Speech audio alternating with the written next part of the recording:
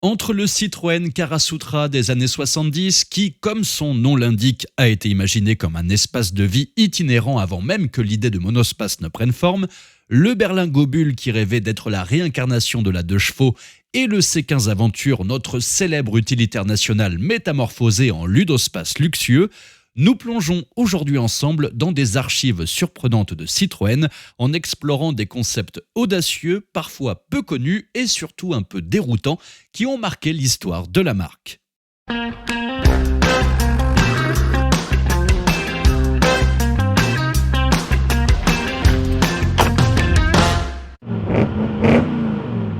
Je vous présente notre partenaire du jour pour cette vidéo, il s'agit de CyberGhost VPN, qui est indispensable pour protéger votre vie privée en ligne, mais aussi extrêmement utile pour accéder à du contenu disponible dans d'autres pays, comme par exemple des compétitions automobiles.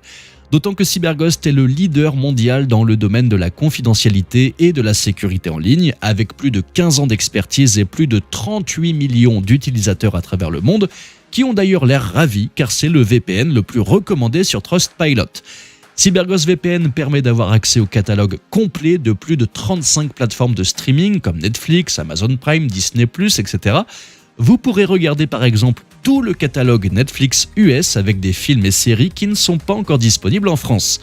Autre exemple, vous pouvez vous connecter depuis la Belgique où sont diffusées en clair les compétitions automobiles, de moto, de foot, etc. En gros, comment ça fonctionne ? C'est super simple, un VPN est un réseau privé virtuel et celui de CyberGhost masque votre adresse IP, chiffre vos données et redirige tout votre trafic internet via un tunnel sécurisé. Ainsi, vous pouvez aller sur Internet sans aucune restriction et surtout d'une manière 100% sécurisée. CyberGhost dispose de plus de 10 000 serveurs répartis dans 100 pays différents. Et le plus important, c'est que cela ne nécessite aucune connaissance technique pour être utilisé. Et vous pouvez utiliser votre abonnement sur 7 appareils différents simultanément, que ce soit sur Windows, Mac, iOS, Android, les Smart TV et même les consoles de jeux. En utilisant le lien dans la description, vous pouvez obtenir CyberGhost VPN avec une réduction de 83%, soit seulement 2,03 € par mois et 4 mois gratuits. De plus, vous bénéficiez d'une garantie satisfait ou remboursée de 45 jours et d'un support en ligne 24 heures sur 24 et 7 jours sur 7 en français. Rien que ça. Alors n'attendez pas, cliquez sur le lien dans la description ou dans le premier commentaire épinglé pour sécuriser votre connexion Internet et profiter de tous vos contenus favoris sans restriction avec CyberGhost VPN. Et si le monospace n'avait pas été inventé par Renault, Chrysler ou d'autres, mais par Citroën, ou du moins par Mario Bellini, designer italien qui réalisa dès 1972 une sorte de voiture à vivre, à rouler, à dormir, entre autres, avec le soutien de l'industriel au chevron, mais aussi celui de Pirelli, la Citroën Karasutra. Bon ok, la Karasutra n'est pas vraiment belle. Elle est aussi bien dans son époque du début des années 70, complètement perchée mais en phase avec le côté hippie, certes, mais aussi le côté industriel rappelant le type H. En bref, la Karasutra n'est pas vraiment une voiture, mais un thermomètre de l'époque, sans savoir qu'elle anticipait sur l'avenir la Renault Espace et toute la tripotée de monospaces qui apparaîtront dans les années 80 et 90. Dans les années 70, la voiture, instrument de liberté à tous les niveaux. Bon, messieurs, hein, à la prochaine, et au revoir, et puis, faut bon retour, hein, au revoir, messieurs. Était un lieu de rencontre, un instrument de plaisir et un bien de consommation, dans tous les sens du terme, dans une période consumériste et de libération des mœurs. Résultat, d'autres se penchèrent sur la question du lupanar roulant, comme la Renault 5 Le Carvan par Oliez.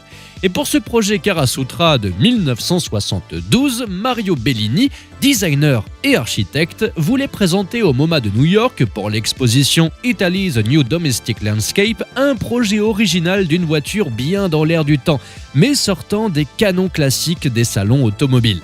Allez savoir comment il réussit à convaincre 2 entreprises familiales et austères, les Michelin et les Pirelli, de financer ce drôle de concept ouvertement érotique, dans son usage, pas dans ses formes. Mais malgré son look carré, bizarre et somme toute assez perturbant dans sa simplicité, la Karasoutra utilise le châssis d'une Citroën SM, symbole de la coopération franco-italienne de ces années-là. Et rappelez-vous que Fiat est alors l'un des gros actionnaires de Citroën, autant dire que la marque au chevron a des intérêts ultra-alpins. Malgré cette base, difficile d'imaginer qu'un monospace puisse dériver d'une SM. Et pourtant, la logique est avant tout architecturale, artistique et fonctionnelle. Cependant, il faut bien admettre que Bellini anticipe des principes qui seront appliqués 10 ans plus tard chez Renault et Matra: plancher plat, modularité, simplicité des traits. Si le Karasoutra avait surtout fait du bruit dans les milieux artistiques, force est de constater que l'art apporte des solutions innovantes, parfois avec beaucoup d'avance, y compris dans les milieux industriels. Inspiratrice, novatrice, la Karasoutra n'était pourtant pas une voiture désirable, mais plutôt un truc d'initié. Peu de gens s'en souviennent, trop pointue et pas évocatrice techniquement, mais elle a sûrement influencé pas mal de designers et ingénieurs qui finirent par accoucher du monospace dans toutes ses composantes: architecture, organisation et style. Une sorte d'ébauche érotique soi-disant artistique qui finira par se retrouver presque telle quelle dans l'industrie automobile. Chapeau Bellini! Car tout commence, comme un artiste, par des croquis quasiment dessinés sur le coin d'une nappe en papier d'un café italien. Des traits simples d'enfants comme on en a tant gribouillé. Il y a des réminiscences de Fiat 600 multipla, mais surtout une volonté de mettre l'utilisation, dormir, rouler et se mélanger, avant la fonction, aller d'un point A à un point B.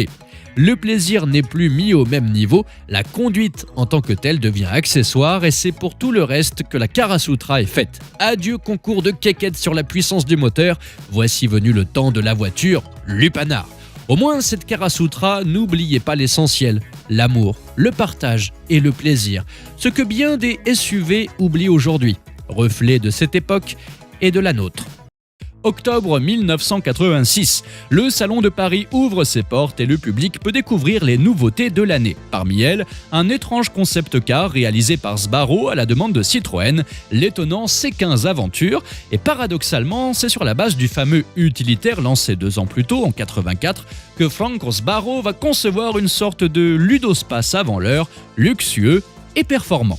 Oui, le C15 Aventure est un C15 de luxe, doté d'une mécanique performante. Bon, il est vrai qu'après être passé entre les mains de l'excentrique carrossier designer italo-suisse, il est bien difficile de reconnaître le C15. On ne sait d'ailleurs pas quoi penser de son physique après le passage du bistouri.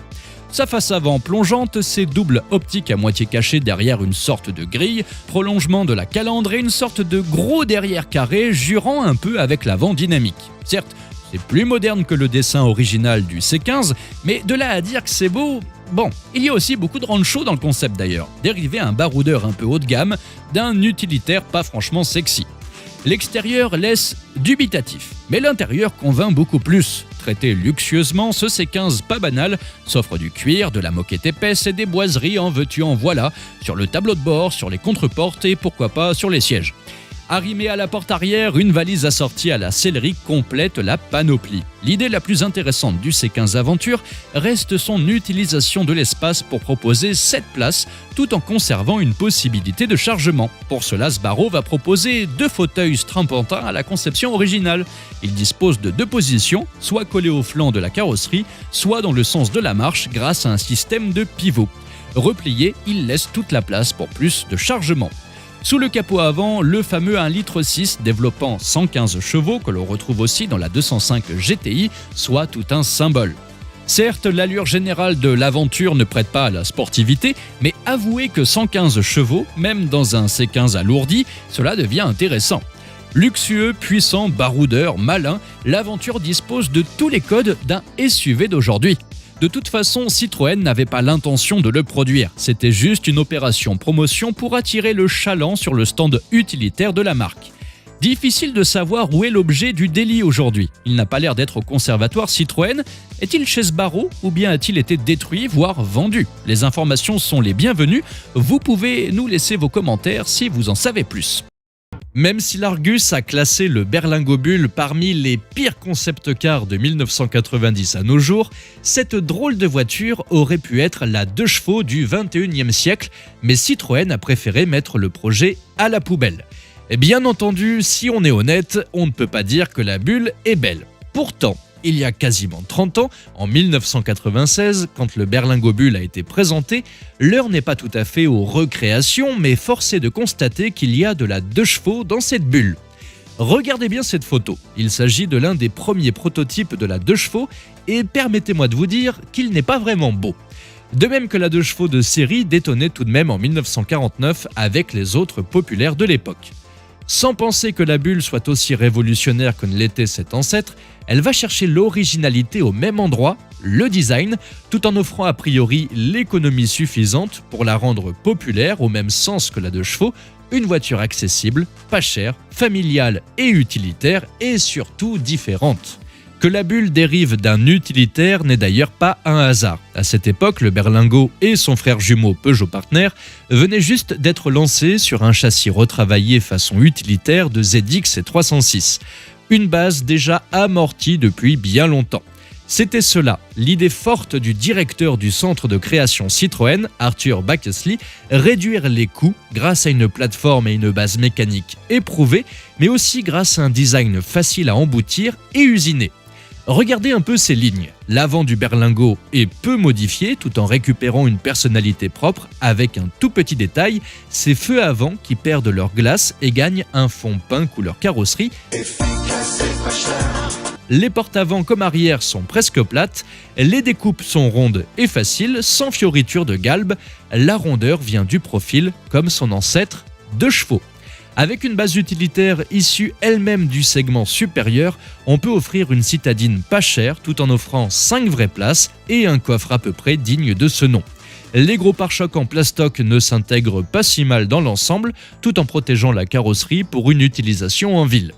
Haute de plafond, la bulle joue là-dessus comme encore une fois la 2 chevaux pour offrir une impression d'espace non négligeable.